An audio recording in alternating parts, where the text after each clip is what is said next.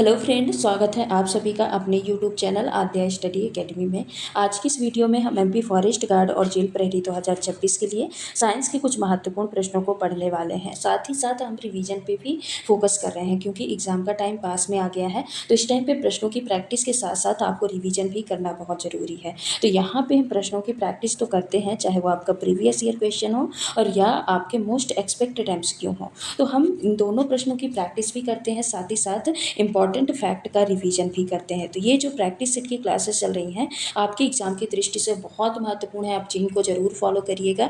और सभी क्लासेस एक प्लेलिस्ट बनाई गई है, वहाँ पे सारी क्लासेस आपकी सीक्वेंस वाइज डली हैं। अगर आप एक प्लेलिस्ट देख लेते हैं अच्छे से, ये वाली जहाँ पे 55 से 60 के बीच में आपकी क्लासेस पड़ी हुई हैं, तो अगर आप इतनी क्लासेस देख लेते हैं, एक बार स्पीड बढ़ा के भी देख लेते हैं, तो आपका साइंस का पूरा पोर्शन यहाँ से कवर अप हो जाएगा। क्योंकि यहाँ पे सिर्फ और सिर्फ उन्हीं प्रश्नों की प्रैक्टिस कराई जा रही है जो कि आपके एग्जाम में आएंगे या फिर आए हुए प्रश्न हैं। तो ये प्रैक्टिस सेट की क्लासेस जरूर से जरूर ज्वाइन करिएगा, आपको बहुत ज़्यादा बेनिफिट देखने को मिलेगा आपके एग्जाम में। तो चलिए बिना देर किए स्टार्ट करते हैं आज की क्लास को। उसके पहले आप सभी से रिक्वेस्ट है कि अगर आप चैनल पर नए हैं तो चैनल को सब्सक्राइब कर लीजिएगा और वीडियो को लाइक कर दीजिएगा। चलिए देखते हैं आज का हमारा पहला प्रश्न क्या है। पर्यावरण में ग्रीन हाउस प्रभाव में डैश डैश के कारण वृद्धि होती है। ऑक्सीजन के कारण होती है, कार्बन मोनोऑक्साइड के कारण होती है, ऑक्सीजन एवं कार्बन मोनोऑक्साइड दोनों के कारण होती है, या फिर कार्बन डाइऑक्साइड के कारण होती है। तो सबसे पहले आप ये बताइए, ग्रीन हाउस प्रभाव तो आया, ग्रीन हाउस गैसें कौन कौन सी होती हैं। तो ग्रीन हाउस की जो मेनली गैसें होती हैं वो कौन कौन सी होती हैं। एक तो होती है कार्बन डाइऑक्साइड, दूसरी होती है मीथेन जिसको CH4 बोलते हैं, तीसरी होती है नाइट्रस ऑक्साइड यानी N2O, और चौथी होती है जल वाष्प जिसको हम वाटर वेपर भी बोलते हैं। क्या बोलते हैं? Water vapour. तो ये मुख्यतः 4 प्रमुख गैसें होती हैं ग्रीन हाउस की। अब अगर उसमें कोई प्रभाव वृद्धि या कमी देखने को मिल रही है तो ये इन 4 गैसें का ही रोल होगा। अदर कोई, यानी ऑक्सीजन का अगर यहाँ पे बात करें, इससे क्या है, आप ऑप्शन एलिमिनेट करना सीखेंगे। अगर ऑक्सीजन की बात करें तो ऑक्सीजन तो ग्रीन हाउस गैसों में होता ही नहीं है, कार्बन मोनोऑक्साइड होता ही नहीं है। तो सबसे पहले तो आप इनको काटिए, ऑक्सीजन कट गया, कार्बन मोनोऑक्साइड कट गया, इसमें भी कार्बन मोनोऑक्साइड है, ये कट गया। तो करेक्ट आंसर क्या बचा? ऑप्शन नंबर डी बचा कि नहीं? कार्बन डाइऑक्साइड बचा कि नहीं? तो इससे क्या होता है, कई बार ऐसे प्रश्न पूछे जाते हैं कि 3 ऑप्शन अपने आप में से गलत फंस जाते हैं। उसके लिए आपका कॉन्सेप्ट जरूर क्लियर होना चाहिए। अच्छे से कॉन्सेप्ट अगर क्लियर है तो आप करेक्ट आंसर तक आसानी से पहुंच जाएंगे, जैसे कि इस प्रश्न में हम पहुंच गए। अब थोड़ा सा देख लेते हैं कि ग्रीन हाउस इफेक्ट होता क्या है। तो देखिए, ग्रीन हाउस इफेक्ट क्या होता है, जब पृथ्वी का टेम्परेचर बढ़ता है, जब पृथ्वी का टेम्परेचर इंक्रीज होता है तो इसी को क्या बोलते हैं? ग्रीन हाउस इफेक्ट बोलते हैं। अब ये होता क्यों है? तो जब वातावरण में जो CO2 है, कार्बन डाइऑक्साइड की मात्रा बहुत ज़्यादा बढ़ जाती है, तो जब CO2 इंक्रीज होगा तो सन से जो एनर्जी आएगी, यानी जो हीट आएगी, बेसिकली जो ऊष्मा आती है, तो ये ऊष्मा क्या करती है, CO2 का जो लेयर रहता है ये इसको पृथ्वी पे ही रोक लेती है। तो जब ये ऊष्मा पृथ्वी पे ही रुक जाएगी, बाहर नहीं जा पाएगी, तो उससे क्या होता है, पृथ्वी का टेम्परेचर बहुत ज़्यादा बढ़ जाता है। तो कुल मिला के आप ये समझिए कि अगर CO2 इंक्रीज होगा, कार्बन डाइऑक्साइड की मात्रा इंक्रीज होगी, तो ताप भी क्या होता है, पृथ्वी का तापमान भी क्या हो जाता है, इंक्रीज हो जाता है, बढ़ जाता है। इसी को हम क्या बोलते हैं, ग्रीन हाउस इफेक्ट या ग्रीन हाउस प्रभाव कहा जाता है। तो इस प्रश्न का करेक्ट आंसर क्या हो जाएगा? ऑप्शन नंबर डी हो जाएगा। चलते हैं अगले प्रश्न पे। पौधों में गैसों का आदान प्रदान डैश डैश के द्वारा होता है। ट्राइकोम के द्वारा, वातरंध्र को क्या बोला जाता है? स्टोमेटा। क्या बोला जाता है? स्टोमेटा बोला जाता है। कॉलन काइमा यानी स्थूल कोण ऊतक के कारण होता है, या फिर कैम्बियम के कारण होता है।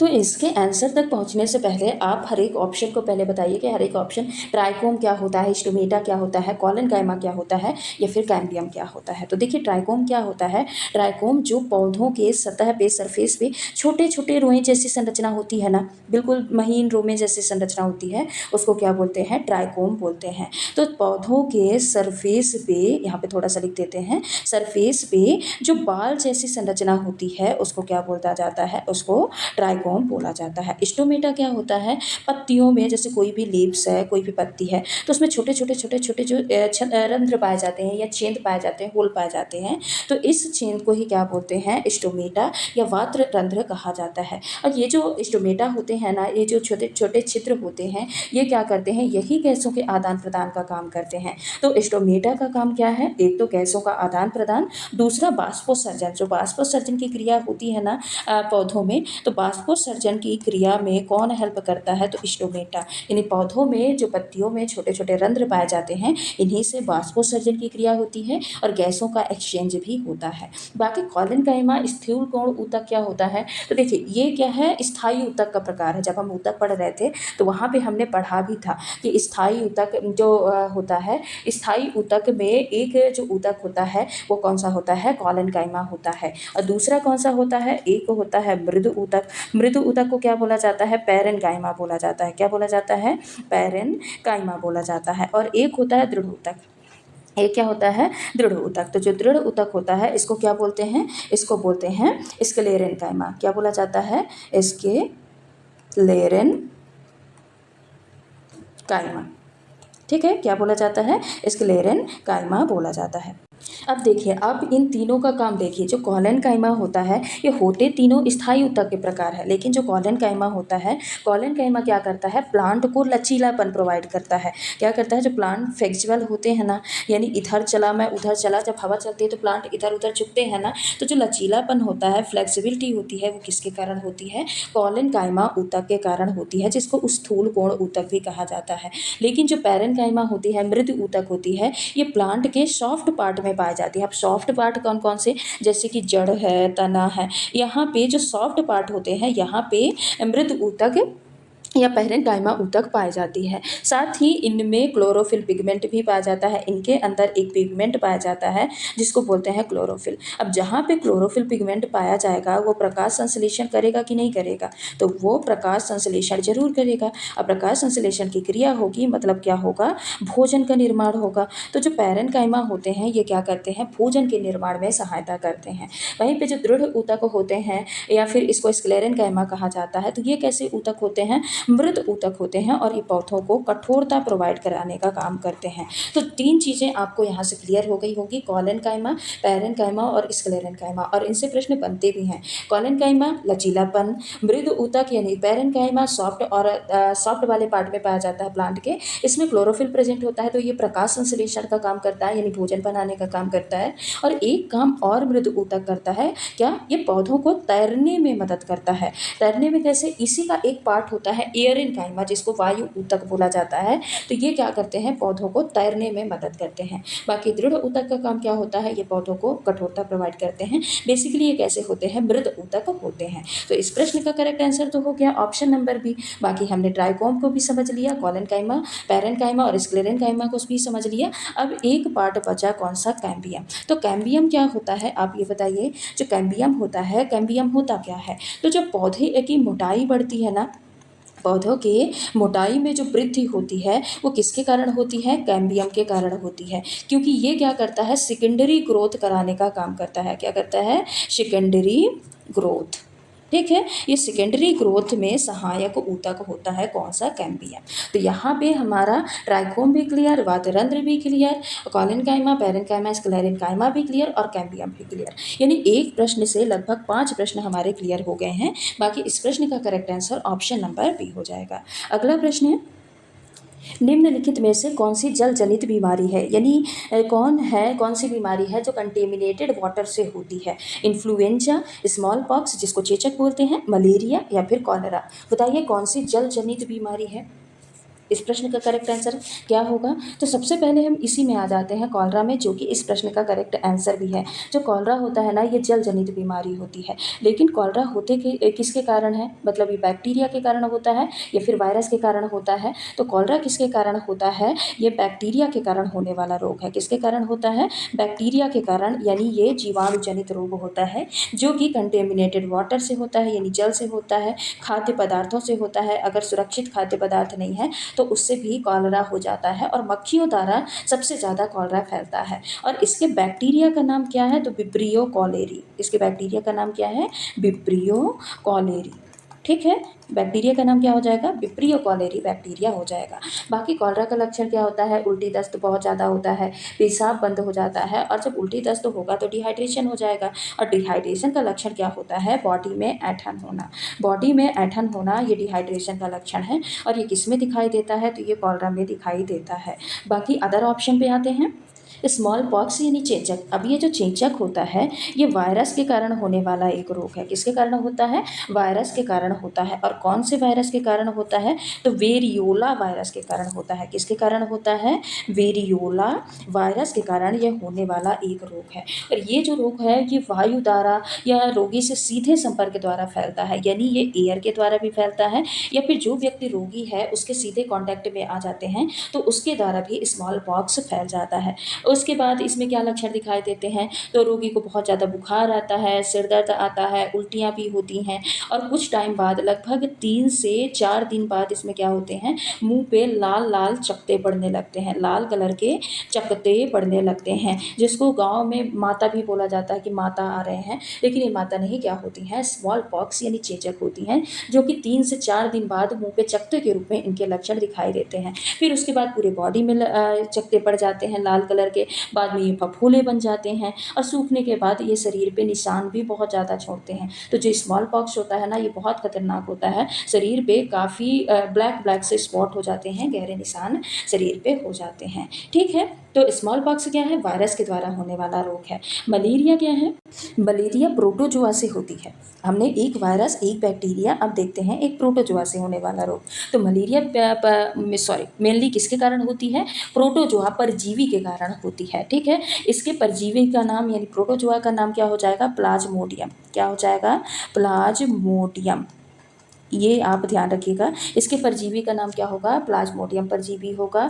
और जो मलेरिया है ना, मलेरिया क्या होता है? इसमें मलेरिया में आरबीसी जो होती है, हमारी रेड ब्लड कार्पसल्स होती हैं, ये क्या होती हैं? तेजी से नष्ट होने लगती हैं। मलेरिया में होता क्या है? जो आरबीसी होती है ना, ये तेजी से नष्ट होने लगती हैं। और इसका जो प्रोटोजोआ होता है, यानी जो प्लाज्मोडियम प्रोटोजोआ होता है, और ये यकृत में प्लीहा की सक्रियता को क्या करता है? कम कर देता है। तो ये जो प्लाज्मोडियम है ये बेसिकली क्या करता है? लीवर में जाता है, और लीवर में जो स्प्लीन होता है, प्लीहा होता है, इसकी एक्टिविटी को बहुत कम कर देता है। अब जब एक्टिविटी को कम कर देगा तो जो आरबीसी होती हैं हमारी बॉडी में, तेजी से क्या होती हैं? नष्ट होने लगती हैं। लेकिन इसके मलेरिया की जो दवाई होती है, ये सबसे ज़्यादा प्रश्न पूछा जाता है, इसलिए यहाँ पे डिस्कस कर रहे हैं हम कि इसके उपचार के लिए कुनैन तथा क्लोरोक्विन दवाओं का प्रयोग किया जाता है। और सबसे फेमस जो है वो कुनैन वृक्ष, इससे दवाई मलेरिया की बनती है। और ये प्रश्न आता भी बहुत ज़्यादा है कि जो मलेरिया की दवाई है किस वृक्ष से प्राप्त की जाती है? तो कुनैन। ठीक है, कुनैन उसका नाम ही है कि कुनैन से उसका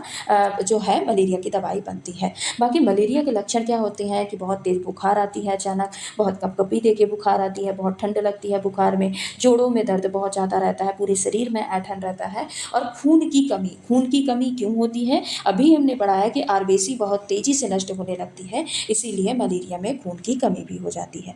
बाकी जो ये इन्फ्लुएंजा रोग है ये किसके कारण होता है? वायरस के कारण होता है। और इसके वायरस का नाम भी क्या होता है?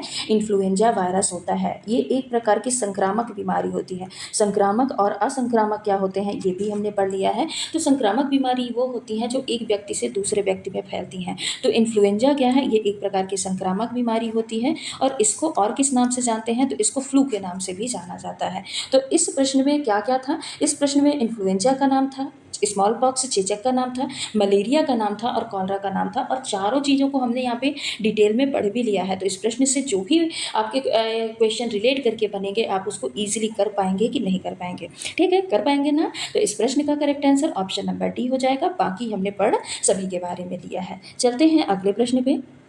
चिन्ह परिपाटी के अनुसार उत्तल लेंस की फोकस दूरी डैश डैश होती है, धनात्मक होती है, ऋणात्मक होती है, केवल ए केवल बी, या तो ए या बी, ए और बी दोनों। बताइए क्या होता है? जो उत्तल लेंस होते हैं, उत्तल लेंस की फोकस दूरी बेसिकली पूछा है कि कैसी होती है, धनात्मक होती है कि ऋणात्मक होती है। तो जब हमने पूरा लाइव टॉपिक पढ़ा है एनसीईआरटी सीरीज जब हम पढ़ रहे थे, वहाँ पे हमने प्रकाश टॉपिक बहुत अच्छे से बिल्कुल डिटेल में पढ़ा है। और उत्तल लेंस, अवतल लेंस, उत्तल दर्पण, अवतल दर्पण, ये तो हमने हमने ट्रिक के माध्यम से पढ़ा है। ऐसी ट्रिक आपने कभी नहीं पढ़ी होगी, आप उसको जाके एक बार और देख लीजिएगा। अगर आप वो क्लास देख लेते हैं तो आपके लेंस और दर्पण से एक भी प्रश्न गलत नहीं होंगे। और साथ ही साथ मैं आपकी इन्फॉर्मेशन के लिए बता दूं कि ये प्रीवियस ईयर क्वेश्चन है, आया हुआ प्रश्न है। तो बताइए जो लेंस होता है, लेंस क्या होता है? लेंस किसको फॉलो करता है? अपवर्तन और परावर्तन, दो घटनाएं होती हैं ना। तो बेसिकली जो लेंस होता है वो अपवर्तन को फॉलो करता है, यानी लेंस में अपवर्तन की घटना होती है। अब लेंस जो होता है ये दो गोले से मिलकर बना होता है, ये दो गोले से मिलकर बना होता है, इसलिए इसमें दो फोकस दूरी होती हैं। सारी चीज़ें, दो रेडियस होगा, दो फोकस दूरी होगी, है ना। तो जो लेंस दो गोले से मिलकर बना होता है इसलिए इसमें रेडियस और फोकस दूरी दो दो होती हैं। अब जो लेंस होता है ये दो पार्ट में बटा होता है। एक होता है उत्तल लेंस, एक क्या होता है उत्तल लेंस, और एक है अवतल लेंस। ठीक है, दो पार्ट में लेंस बटा होता है। तो जो उत्तल लेंस होता है ना, उत्तल लेंस कैसा होता है? अभिसारी होता है। अभिसारी मतलब समझते हैं? अभिसारी मतलब होता है कन्वर्जिंग। क्या होता है? अभिसारी होता है, कन्वर्जिंग नेचर का होता है। ये प्रकाश को इकट्ठी करने का काम करता है। अभिसारी मतलब कन्वर्ज, और कन्वर्ज मतलब क्या होता है? प्रकाश को इकट्ठा करना। और जो उत्तल लेंस होता है, उत्तल लेंस की फोकस दूरी हमेशा कैसी होती है? पॉजिटिव। अब फोकस दूरी जो पॉजिटिव होती है, इसीलिए इसकी जो शक्ति होती है यानी पावर होती है, पावर भी हमेशा कैसी होती है? पॉजिटिव होती है। तो ये फोकस दूरी है, फोकस दूरी भी पॉजिटिव होती है और इसकी पावर भी पॉजिटिव होती है। वहीं पे जो अवतल लेंस होता है, अवतल लेंस क्या करता है? ये अपसारी होता है। अपसारी मतलब ये किरणों को फैलाने का काम करता है, इसीलिए इसको डाइवर्जिंग नेचर का बोला जाता है कि अवतल लेंस डाइवर्जिंग नेचर का होता है। अब ये अपसारी होता है, इसीलिए इसकी फोकस दूरी कैसी होती है? नेगेटिव होती है, और साथ ही इसकी पावर भी कैसी होगी? पावर भी इसकी नेगेटिव होती है। तो अगर फोकस दूरी नेगेटिव तो पावर नेगेटिव, और फोकस दूरी पॉजिटिव तो पावर भी क्या होती है? पॉजिटिव होती है। और यही तो इस प्रश्न में पूछा भी है कि उत्तल लेंस की फोकस दूरी कैसी होती है? धनात्मक होती है कि ऋणात्मक होती है? तो अभी हमने पढ़ा है कि उत्तल लेंस की फोकस दूरी कैसी होती है? धनात्मक होती है। तो केवल ए क्या हो जाएगा? ऑप्शन नंबर फर्स्ट इस प्रश्न का करेक्ट आंसर हो जाएगा। अगला प्रश्न है, निम्नलिखित में से किसमें कोई जीवित रोगाणु नहीं है? धूल, पानी, वायु और अंतरिक्ष। बताइए किसमें कोई भी रोगाणु नहीं पाए जाते? रोगाणु क्या? जैसे बैक्टीरिया, वायरस, फंगस, किसमें नहीं पाए जाते? तो क्या धूल में नहीं पाए जाते? बिल्कुल पाए जाते हैं। धूल में बहुत सारे बैक्टीरिया, वायरसेस पाए जाते हैं। पानी में भी पाए जाते हैं, इसीलिए वाटर को प्योरीफाई किया जाता है। एयर में भी प्रेजेंट होते हैं।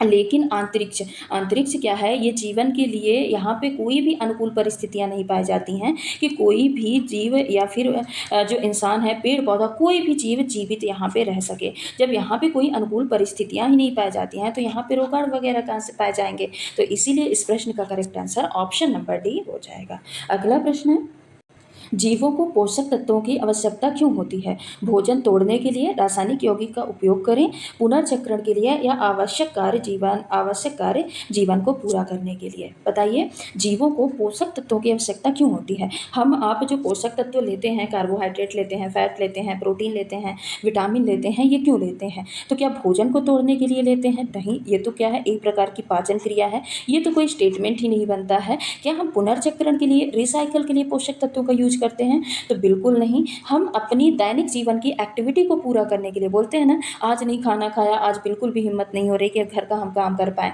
क्यों? क्योंकि हमने पोषक तत्व नहीं लिया। पोषक तत्व नहीं लिया है तो हमारी जो दैनिक जीवन की एक्टिविटी है, जो आवश्यक कार्य हैं, वो पूरे नहीं हो रहे हैं। तो आवश्यक कार्य जीवन के पूरा करने के लिए पोषक तत्वों की आवश्यकता होती है। अब पोषक तत्व हमें क्या करते हैं? ऊर्जा प्रोवाइड कराते हैं, साथ ही ग्रोथ में मदद करते हैं, जो हमारी बॉडी की वृद्धि और विकास होते हैं उसमें मदद करते हैं। जो प्रोटीन होता है ये क्या करता है? मरम्मत में मदद करता है। मरम्मत मतलब समझते हैं कि जैसे कोई चोट वोट लग गई फिर उसके बाद वो ठीक भी तो होती है, रिकवर भी तो होती है। तो ये मरम्मत में मदद करते हैं पोषक तत्व यानी प्रोटीन करते हैं। साथ ही रोगों से रक्षा करने में भी पोषक तत्व क्या करते हैं? हमारी मदद करते हैं, जिसमें विटामिन महत्वपूर्ण भूमिका निभाता है। ठीक है, तो इस प्रश्न का करेक्ट आंसर क्या हो जाएगा? ऑप्शन नंबर डी हो जाएगा। अगला प्रश्न है, निम्नलिखित में से कौन सा एक पशु उत्पाद है? रबर, कत्था, गोंद या फिर शहद? बताइए पशु उत्पाद कौन सा है?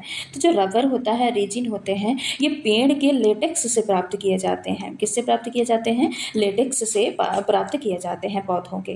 कत्था ये खैर के पेड़ से प्राप्त किया जाता है। ठीक है, गोंद ये भी पेड़ों से प्राप्त किया जाता है, प्लांट से मिलता है। लेकिन जो शहद होती है, शहद किसके द्वारा बनाया जाता है? तो ये मधुमक्खी द्वारा बनाया जाता है। किसके द्वारा बनाया जाता है? मधुमक्खी द्वारा बनाया जाता है, इसीलिए ये पशु उत्पाद के अंतर्गत आएगा। तो इस प्रश्न का correct answer option number D हो जाएगा। अगला प्रश्न है, H+ में उपस्थित इलेक्ट्रॉन की संख्या है, 0 है, 1 है, 2 है या फिर 3 है, बताइए कितनी है। H+ में इलेक्ट्रॉन कितने प्रेजेंस हैं। तो देखिए जो हाइड्रोजन होता है ना, हाइड्रोजन में एक ही प्रोटॉन होता है और एक ही इलेक्ट्रॉन होता है, और किसी भी तत्व के ऊपर प्लस का चार्ज ये बताता है कि इसने इलेक्ट्रॉन का दान किया है। अगर 1+ है यानी 1 इलेक्ट्रॉन दान किया है, 2+ है यानी 2 इलेक्ट्रॉन का दान किया है, 3+ है यानी 3 इलेक्ट्रॉन का दान किया है। तो हाइड्रोजन में कितने प्लस है, 1+ है, यानी H+ लिखा है। H+ का मतलब इसने 1 इलेक्ट्रॉन दान कर दिया है। अब हाइड्रोजन के पास ऑलरेडी सिर्फ एक ही इलेक्ट्रॉन थे,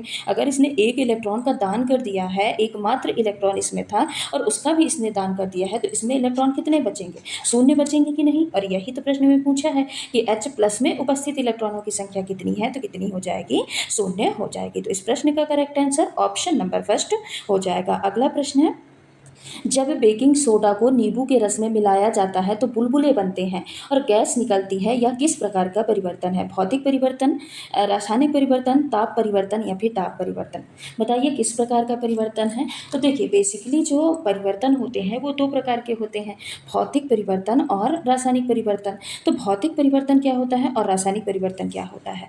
भौतिक परिवर्तन पदार्थ में होने वाला वह परिवर्तन है जिसमें पदार्थ की सिर्फ और सिर्फ भौतिक अवस्था यानी फिजिकल स्टेट में चेंजेस आए, रासायनिक अवस्था में बिल्कुल भी परिवर्तन ना आए। भौतिक अवस्था में परिवर्तन मतलब क्या है कि ऐसा परिवर्तन जिससे उसके यानी सॉलिड से वो लिक्विड में बदल गया, सॉलिड से किस में बदल जाए, लिक्विड से, लिक्विड से किस में बदल जाए, गैस। ये क्या होती है, भौतिक अवस्थाएं होती हैं, यानी उसके अपीयरेंस में चेंजेस आए, उसके बनावट में, दिखावट में चेंजेस आए, लेकिन उसका जो मेन गुण है, गुण में कोई भी परिवर्तन देखने को ना मिले, तो वो क्या कहलाता है, भौतिक परिवर्तन कहलाता है। देखिए भौतिक परिवर्तन, अगर कोई कागज़ है, कागज़ को अगर हम फाड़ते हैं, कागज़ का फाड़ना, तो अगर हम किसी कागज़ को फाड़ के 2 टुकड़े कर देते हैं तो क्या उसका जो टुकड़े हैं वो कागज़ नहीं रह जाएगा। तो कागज़ को हम कितने भी छोटे टुकड़े कर देंगे, रहेगा वो कागज़ ही, उसका जो गुण है, प्रॉपर्टी में कभी चेंज नहीं होगा। यानी इसमें क्या होते हैं कि 2 रिएक्टेंट मिलते हैं और मिल के एक प्रोडक्ट बनाते हैं, लेकिन वो प्रोडक्ट क्या होता है, इन्हीं के गुण का होता है, इसमें कोई नया पदार्थ नहीं बनता है, तो इसको क्या बोलते हैं, भौतिक परिवर्तन बोलते हैं। आपने वो गाना तो सुना होगा ना, आईने के 100 टुकड़े करके हमने देखे थे, एक में भी तन्हा है 100 में भी अकेले थे। इसका मतलब क्या है कि यहाँ पे कभी ये कहना चाह रहा है कि आईने के यानी शीशे के आप कितने भी छोटे छोटे टुकड़े कर दीजिए, लेकिन उसकी प्रॉपर्टी क्या है, इमेज को बनाना है ना, प्रतिबिंब को बनाना। तो चाहे कितना भी छोटा टुकड़ा हो, वो प्रतिबिंब का निर्माण करेगा ही करेगा। हाँ, उसके क्वालिटी में फ़र्क आ सकता है, लेकिन उसका गुण जो होता है प्रतिबिंब का निर्माण करना, उसमें कोई चेंजेस नहीं आएंगे। अब आ जाते हैं रासायनिक परिवर्तन। रासायनिक परिवर्तन में क्या होता है कि जब भी कोई चीज़ है वो अपने गुण को ही बदल दे, यानी उसकी जो प्रकृति होती है, ओरिजिनलिटी होती है, प्रकृति ही क्या हो जाए, चेंज हो जाए, तो उसको हम क्या बोलेंगे, रासायनिक परिवर्तन बोलेंगे। जैसे कि कोई भी चीज़ अगर जम रहा, जैसे दही का जमना, दूध से दही बन गया, क्या दही से दूध बनेगा। हाँ, एक चीज़ और याद रखिएगा, जो भौतिक परिवर्तन होते हैं ये कैसे होते हैं, रिवर्स होते हैं। इसको हम जैसे बर्फ से पानी और पानी से बर्फ बना सकते हैं, लेकिन रासायनिक परिवर्तन ये रिवर्स इसको नहीं किया जा सकता। ठीक है, पाचन, पाचन किस में आता है, रासायनिक परिवर्तन में आता है। कोई भी चीज़ सड़ गई है, सड़ना रासायनिक परिवर्तन में आ जाता है। कोई भी चीज़ जल गई है, जलना रासायनिक परिवर्तन में आता है। किसी भी चीज़ में रस्ट लग गया है यानी जंग लग गया है, तो रस्टिंग किस में आ जाएगा, रासायनिक परिवर्तन में आ जाएगा। यानी कुल मिला के कोई भी चीज़ है अगर अपने गुण को बदल के किसी दूसरे गुण में परिवर्तित हो गई है, यानी दूसरे गुण वाला प्रोडक्ट का निर्माण हो गया है, तो उसको क्या बोलेंगे, रासायनिक परिवर्तन बोलेंगे। और यही तो इस प्रश्न में बोला है कि बेकिंग सोडा को जब नींबू के रस के साथ मिलाया जाता है तो बुलबुले बनते हैं, यानी कुछ नया पदार्थ बना तब ना उसमें बुलबुले बने और गैस भी निकली, तो ये किस प्रकार का परिवर्तन होता है, रासायनिक परिवर्तन होता है। तो इस प्रश्न का correct answer option number B हो जाएगा। अगला प्रश्न है, निम्नलिखित में से कौन सा एक प्राकृतिक ईंधन है, कोयले की गैस, डामर, पत्थर का कोला या फिर पेट्रोलियम। बताइए प्राकृतिक यानी नेचुरल फ्यूल क्या होते हैं। तो प्राकृतिक ईंधन वो ईंधन होते हैं जो कि हमको सीधे तौर पे प्रकृति से प्राप्त होते हैं। प्राकृतिक ईंधन क्या होते हैं, ऐसे ईंधन जो सीधे तौर पे हमको प्रकृति से, नेचर से मिलता है, उसको हम क्या बोलते हैं, प्राकृतिक ईंधन बोलते हैं। जैसे कि लकड़ी, लकड़ी से हम खाना बनाते हैं, इसको जला के खाना बनाने में उपयोग में लाया जाता है, ये हमको नेचर देता है, ये हम कोई बनाई हुई चीज़ नहीं है। कोयला भी हमको नेचर देता है, लकड़ी से ही बनता है, ठीक है। ये भी क्या है, ज़मीन के अंदर मिलता है, बिजली बनाने में और उद्योगों में इसका उपयोग किया जाता है। साथ ही जो पेट्रोलियम होता है ये भी ज़मीन के अंदर, कच्चा तेल जिससे पेट्रोल डीजल सब बनते हैं, ये भी ज़मीन के अंदर मिलता है और ये भी क्या है, एक प्रकार का प्राकृतिक संसाधन है। बाकी कोयले की गैस ये कृत्रिम है, कोयले से बनाए जाते हैं। डामर क्या होता है, पेट्रोलियम का जो काला पदार्थ निकलता है उसको क्या बोलते हैं, डामर। तो ये सब क्या होती हैं, ये आर्टिफिशियल होते हैं, कृत्रिम होते हैं। और यहाँ पे प्राकृतिक पूछा है तो प्राकृतिक क्या हो जाएगा, पेट्रोलियम, यानी ऑप्शन नंबर डी इस प्रश्न का करेक्ट आंसर हो जाएगा। अगला प्रश्न है, निम्नलिखित में से किस प्रकार की अंतःक्रिया में कोई भी प्रजाति एक दूसरे को प्रभावित नहीं करते। ये भी आपका प्रीवियस ईयर क्वेश्चन है और ये भी बहुत ज़्यादा पूछा जाता है, हर एक शिफ्ट में ये तो रिपीट होना ही होना है।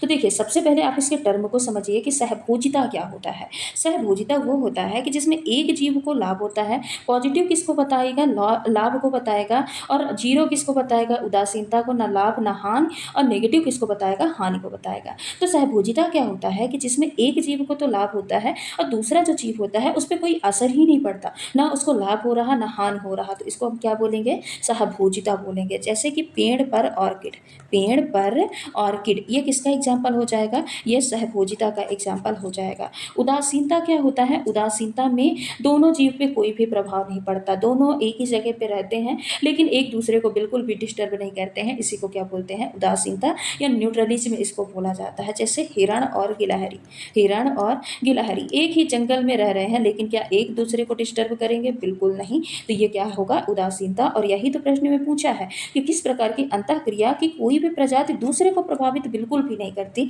बिल्कुल डिस्टर्ब नहीं करती। तो ऑप्शन नंबर बी में क्या है, उदासीनता, और यही इस प्रश्न का करेक्ट आंसर होगा। स्पर्धा क्या होता है, कॉम्पिटिशन क्या होता है, जिसमें दोनों जीव को नुकसान होता है। दो जीव एक ही जगह पे रहते हैं, एक ही एटमॉस्फेयर पे रहते हैं, दोनों का भोजन सेम होता है, दोनों का पानी सेम होता है, तो वो एक दूसरे से कंपटीशन करेंगे और एक दूसरे को नुकसान पहुंचाएंगे। जैसे कि शेर और चीता, शेर और चीता ये किस में आ जाएंगे, स्पर्धा या कंपटीशन के अंतर्गत आ जाएंगे।